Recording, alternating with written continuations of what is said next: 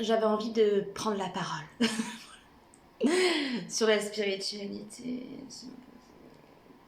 sur le New Age. Alors en fait, je vous explique un peu la situation. Je crois que c'est l'année dernière où j'ai eu un moment dans ma vie. Ça a duré plusieurs mois. C'était très profond. En fait, je ne me raccrochais plus à rien. C'est-à-dire que j'avais vraiment... toutes mes croyances étaient en train de voler en éclats. Voilà. Je sais pas du tout ce que ça va donner la qualité de la vidéo. Bref, il y a des vêtements de partout dans cette vidéo. Et c'est le bazar en plus. Bref. Et je suis pas du tout dispersée. Hein. Et ouais, en fait, en moi, j'avais toutes mes croyances qui volaient en éclats. C'est-à-dire que je remettais tout en question, en fait. Tout ce que j'avais lu, tout ce que j'avais considéré comme vrai, mais depuis l'extérieur. Vous voyez, En fait, la spiritualité, je parle New Age. Je parle de la spiritualité dont on entend énormément parler. Voilà, les nombres. Voilà. Et en fait, tout ça, je remettais en question. Je me disais, mais putain, c'est fou parce que. En fait, à un moment donné, j'ai voulu être musulmane.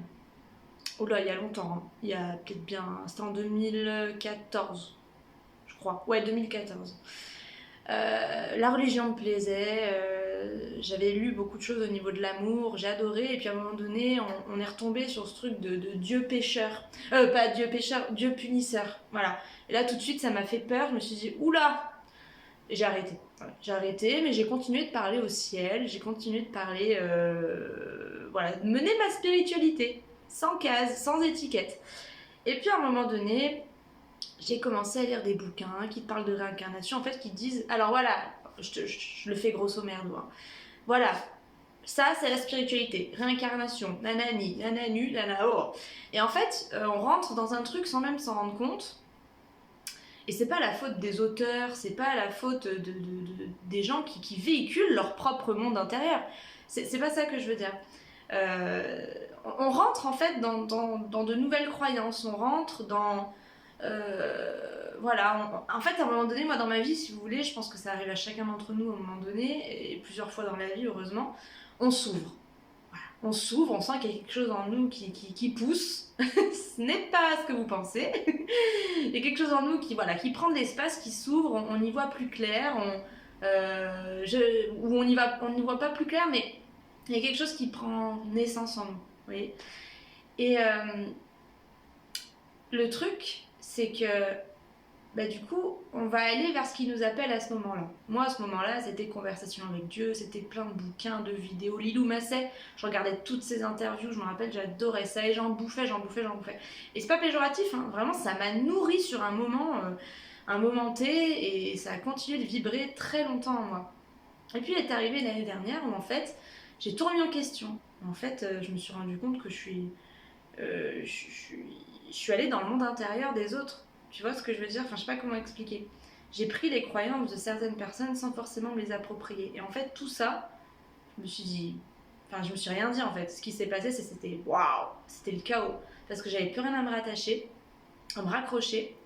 Et en fait, la seule chose qui perdurait en moi, c'était ma foi.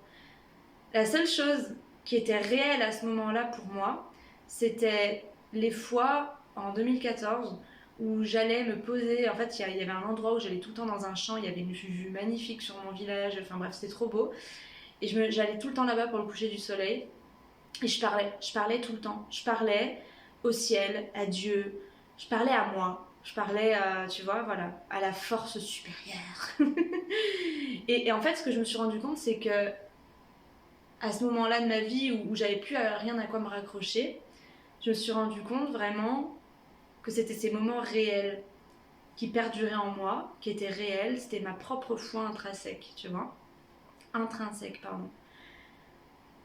Et j'ai commencé, c'est un peu fort, mais c'est dans la même lignée que ce mot.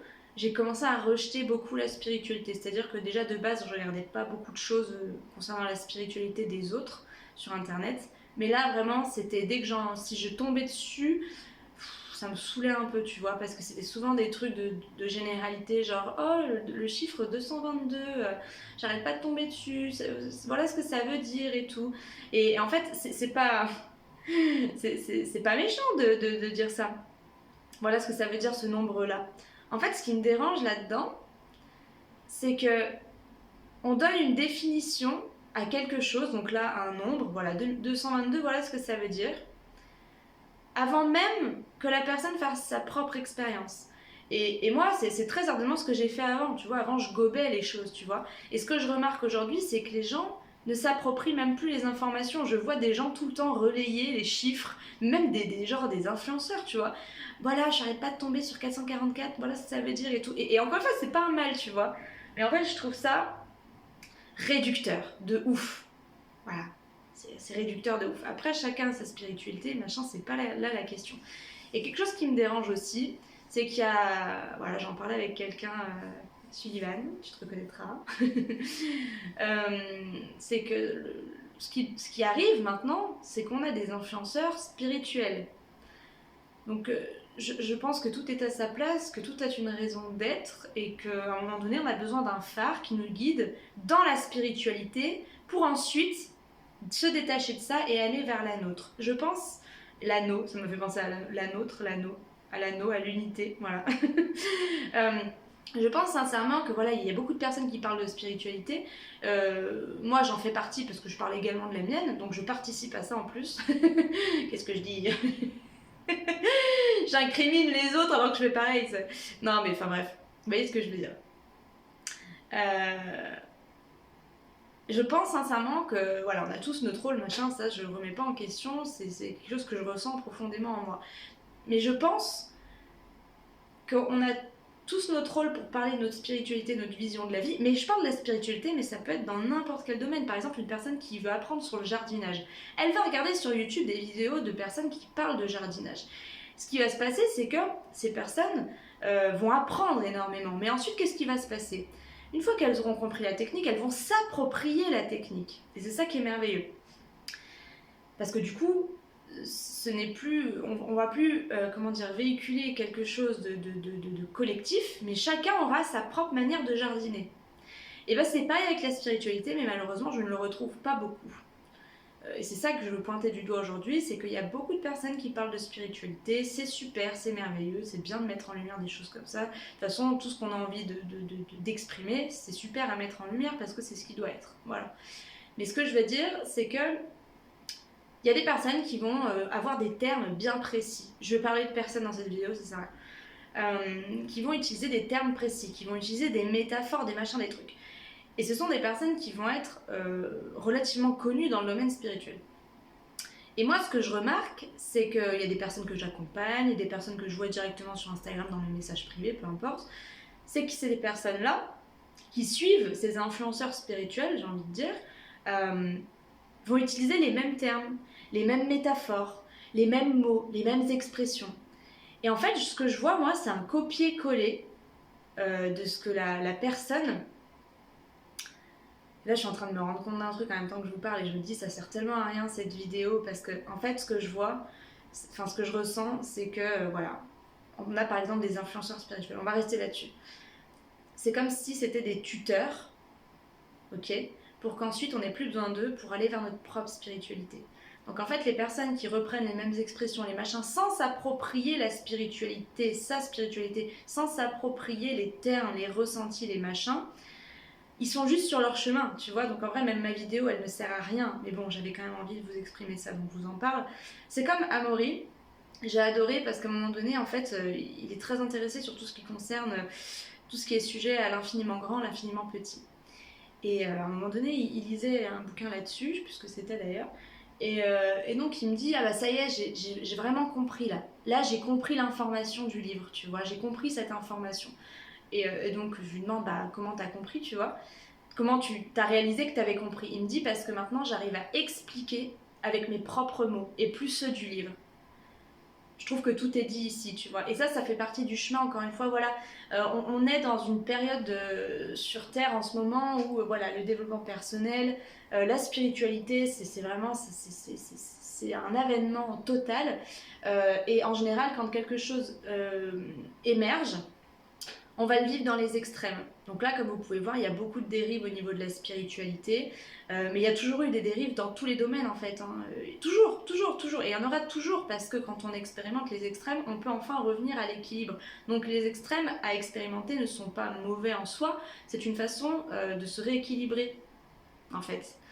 Et donc oui, là, il y a beaucoup de dérives dans la spiritualité, etc. Mais en même temps, c'est ce qui va nous permettre de revenir dans notre juste milieu et dans notre individualité. Vous voyez, par exemple, quand j'ai fait du yoga Kundalini, bon, je ne vais pas vous raconter ça ici, j'ai fait une vidéo sur le sujet, sur ma formation que j'ai arrêtée en plein milieu, des yoga Kundalini, mais il y avait une personne en fait qui était traductrice là-bas, qui avait elle aussi arrêté la formation parce que ça lui parlait plus.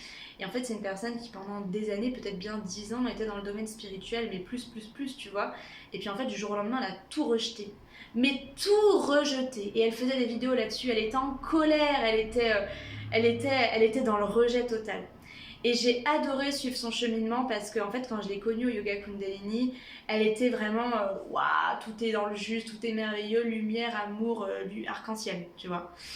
Et puis après, dans ses vidéos, je la voyais rejetée, elle était en colère de ce système, de ces dérives, elle était en colère de ceux qui le mettaient en place, elle était en colère de ceux qui le croyaient, tu vois.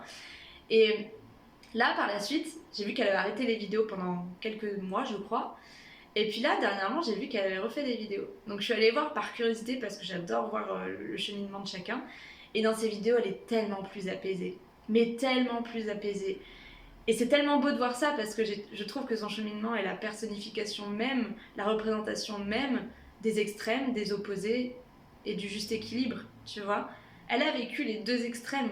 Et là, maintenant, aujourd'hui, elle est dans un apaisement, dans une sorte de nuance. C'est super beau à voir. Et je pense que c'est là-dedans clairement qu'on va, voilà, parce que les extrêmes, les opposés, l'équilibre, enfin voilà quoi, c'est comme ça, c'est la vie. Mais voilà, j'avais vraiment envie de montrer ça du doigt parce que ça me tient à cœur et parce que en fait, ce que je veux vous dire vraiment là-dedans, c'est que les seules choses, quand tout tombe, quand tous vos systèmes de croyances tombent, et ça arrivera, puisque c'est comme ça qu'on avance, et ben, on n'a plus rien à se raccrocher.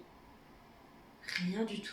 Ni ce qu'on a lu dans les livres, ni ce qu'on a cru comprendre à un moment donné par une certaine personne. Rien.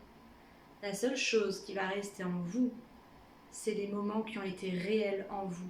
Les moments que vous avez profondément ressentis, comme moi quand j'étais tous les soirs devant le ciel à lui parler. C'est ça qui m'est resté de ce moment-là, où tout est tombé. Et c'est à ça que je me suis raccrochée. Et c'est à cette spiritualité qui est en moi, qui fait que je suis moi. Je sais plus comment finir ma phrase, mais c'est en ça qu'on vient se raccrocher de plus en plus, tu vois. Chacun a sa propre manière de voir les choses parce qu'on est tous finalement, on vibre tous sur une fréquence, on a tous notre propre vibration. Tous. Elle est unique parce qu'on est tous une particule, un organe du corps humain du grand tout. On a tous une fonction différente pour l'univers. Et donc, on a tous notre propre manière de voir la vie, aka la spiritualité. Et plus on va vouloir se raccrocher à des gens qui pensent comme nous, et plus on va s'éloigner de notre unicité, de notre originalité, de notre vibration originelle. Plus on cultive ce qui est en nous, sans chercher à convaincre les autres, à chercher à ce qu'on nous approuve, plus on se rapproche de notre soi intérieur. Et plus on se sent mais tellement élevé. Enfin bon, après chacun l'expérimente à sa manière. Mais voilà, ce que j'avais vraiment envie de vous partager, c'est ne me croyez pas sur parole, ne croyez pas sur parole les gens qui parlent de ce qu'ils ressentent. Parce que ce qu'ils ressentent, c'est pour eux-mêmes, en eux-mêmes, via leur filtre, via qui ils sont, via leur vibration. Ça peut très certainement vous parler, vous faire écho, mais ce n'est pas en vous. Vous voyez ce que je veux dire ? Ne croyez pas sur parole, appropriez-vous les paroles. Ne croyez pas sur parole, appropriez-vous l'information. Appropriez-vous à vous. Appropriez vous-même. Ça part en couille là, je crois qu'il est temps d'arrêter. Voilà, c'était ce que je voulais vous partager. C'est prenez l'information, mais disséquez-la en vous-même avant de la réutiliser. Mettez-y votre couleur. C'est bien de s'informer, d'écouter les autres, c'est merveilleux. On s'enrichit d'une manière, mais moi j'adore ça. Mais si vous ne vous appropriez pas l'information, juste vous la retransmettez comme ça, c'est dommage parce qu'en fait, elle ne sera pas vraiment passée par vous. Vous ne lui aurez pas vraiment mis votre couleur. Elle sera toujours l'information de l'autre, mais elle ne sera pas la vôtre. Alors que vous avez tellement de belles âmes, vous avez tellement de belles vibrations, de belles couleurs à faire passer dans toutes ces informations qui vous traversent. Elles ne sont pas là pour que juste vous les relayiez, vous les transmettiez. Non, elles sont là pour faire ce chemin en vous, être colorées de votre essence et être diffusées. Pour les autres qui eux-mêmes vont faire le même travail que vous, mettre leur couleur sur ces informations. Et c'est ça qui crée la richesse de la diversité.